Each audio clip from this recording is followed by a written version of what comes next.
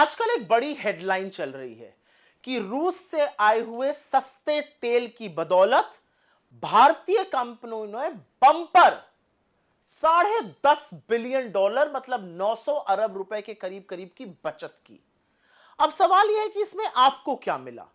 क्या आपके पेट्रोल और डीजल के दाम कम हुए? और उसका जवाब तो हम भी जानते हैं कि वो ना है। तो समझना जरूरी है कि तेल का खेल चल क्या रहा है। तो सबसे पहले दो चीजें समझ लीजिए। ऑयल जगत में दो तरह की कंपनीज होती हैं, upstream and downstream. Upstream companies होती हैं जैसे कि ओएनजीसी, ऑयल इंडिया, रिलायंस भी अपस्ट्रीम कंपनी है। रिलायंस डाउनस्ट्रीम में भी है। इसके अलावा आईओसी, एचपीसीएल, बीपीसीएल, ये डाउनस्ट्रीम कंपनीज होती हैं। ये जो कंपनीज हैं, अपस्ट्रीम कंपनीज जो हैं, ये तेल खोजती हैं, ये एक्सप्लोरेशन करती हैं, सी में, लैंड में, हिल्स पे ये तेल खोजने का काम करती हैं। जो तेल कच्चा आता है उसको प्रोसेस करने का, उसको रिफाइन करने का काम ये कंपनीज करती हैं। ये बाजार में तेल बेचती हैं। ये तेल पेट्रोल बनता है, डीजल बनता है, एटीएफ बनता है, जो एविएशन फ्यूल होता है, ये काम ये कंपनीज करती हैं। अब आगे की बात सुन लीजिए। हिंदुस्तान में आपको पता है कि करीब करीब 85% हमारा जो क्रूड की रिक्वायरमेंट है, जो कच्चे तेल की जरूरत है, वो आयात होती है, वो इंपोर्ट होती है।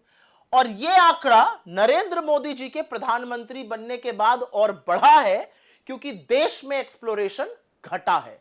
85% कच्चा तेल हमारा बाहर से आता है, खाड़ी के देशों से आता है, इधर उधर से आता है। फिर रशिया और यूक्रेन की वॉर होती है, युद्ध छिड़ा, और युद्ध छिड़ने में पश्चिम के देशों ने रूस का तेल लेने से मना कर दिया। एक बात और भी है कि रूस ने अपने तेल पर भारी डिस्काउंट दिया, तो इंडिया ने रूस से तेल खरीदना शुरू कर दिया।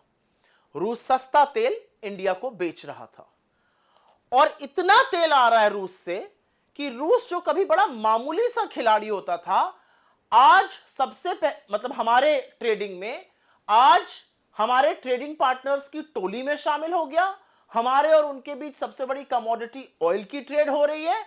और तो और वित्तीय वर्ष 2023 में और वित्तीय वर्ष 2024, यह आंकड़ा याद रखिएगा, रूस से आया हुआ तेल वित्तीय वर्ष 2023 में 21.5% था सारे आए हुए तेल का, और यह संख्या 2024 में बढ़कर 36% हो गई। जहां तक मेरी याददाश्त है, मुझे लगता है 223 मिलियन टन तेल हमने आयात किया था वित्तीय वर्ष 2024 में, उसमें से 36% अकेले और अकेले रूस से आया था।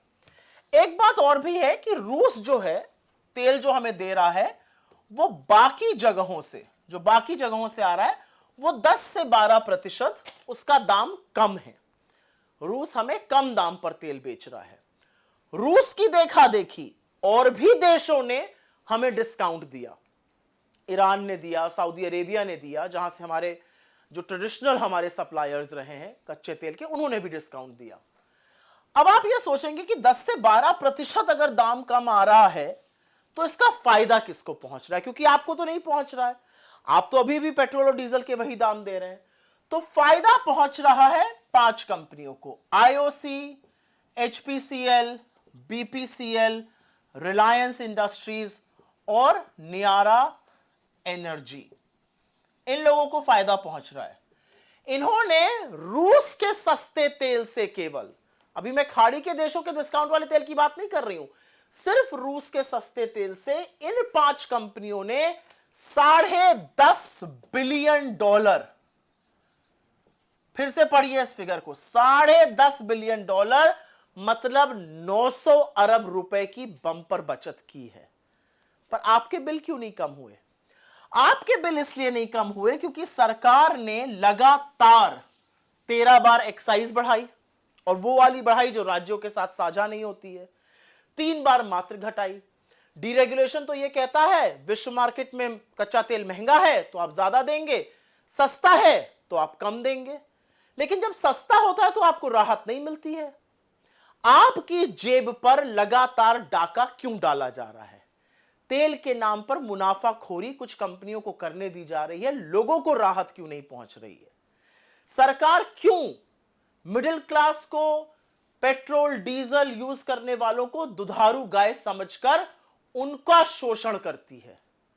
यह मुनाफाखोरी नहीं तो और क्या है? यह आपकी जेब पर डाका नहीं तो और क्या है? रूस से सस्ते तेल में लोगों ने बचत की $10.5 बिलियन, 900 अरब रुपए की। आपने 9 नए पैसे की बचत की है? सोचिएगा जरूर।